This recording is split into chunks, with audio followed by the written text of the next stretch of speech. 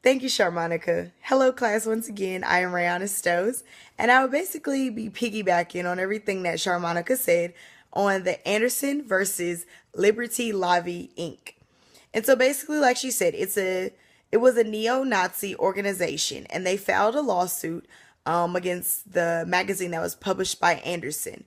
And basically, Anderson ruled for a summary judgment, and he said that the magazine did full investigation to verify that the information that they were posting were true. And so, because of the New York Times versus the Sullivan case, Rule 56, which basically states that if there's any accusations that you have to prove it. And so the major issue in this case was whether or not slander was involved in the Liberty Lobby organization, and if they could prove that Anderson published false information. And so there needed to be a clear and concise investigation on the accusations and everything that the magazine was saying in order to basically rule in the Liberty Lobby organization's case.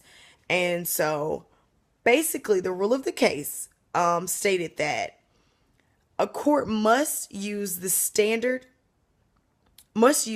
of proof in deciding a case, deciding a motion of a summary judgment. So basically, like I said, you have to prove it. With anything, of course, you do have freedom of speech, and you can't just say, yeah, Dr. Flippenwin is known to fail students. She gives all of her white students F's. That would be a false accusation. Now, if she wanted to sue me, she would have to prove, if I wrote this in the school newspaper, the Blue and White Flash, she would have to prove actual malice, that what I said was false, why it was false, and how that is a defamation of her character. And so that's basically what Rule 56 said, as well as what the court ruled for this case. And so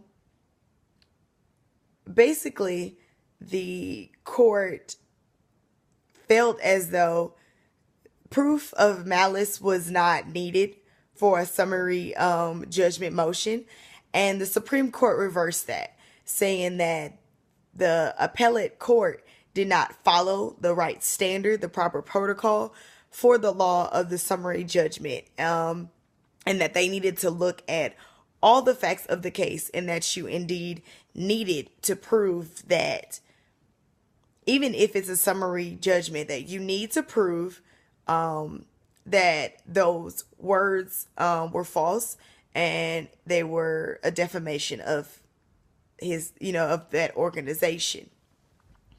And so, like I said, that basically was the whole entire case. Like I said, it's very similar to the Federal Elections Commission versus Citizens United. But in that case, Citizens United was, basically found not guilty of defamation of character. Even though they said, they called her a liar, they called her sneaky, vindictive. They used very harsh words on her. And just like that case, that was the case of, the Liberty Lobby organization. They used, very derogatory words to describe that organization. And, Anderson basically felt as though, kind of like, the Citizens United, he felt like he didn't do anything wrong, that there's proof, there's facts to it, and no matter what, I'm not, this is my freedom of speech. So just remember, guys, be careful about freedom of speech. Be careful what you say and what you do. And again, that was the Anderson versus the Liberty Lobby case. I am Rihanna Stows, and you had just heard from Sharmonica. Thank you so much for listening.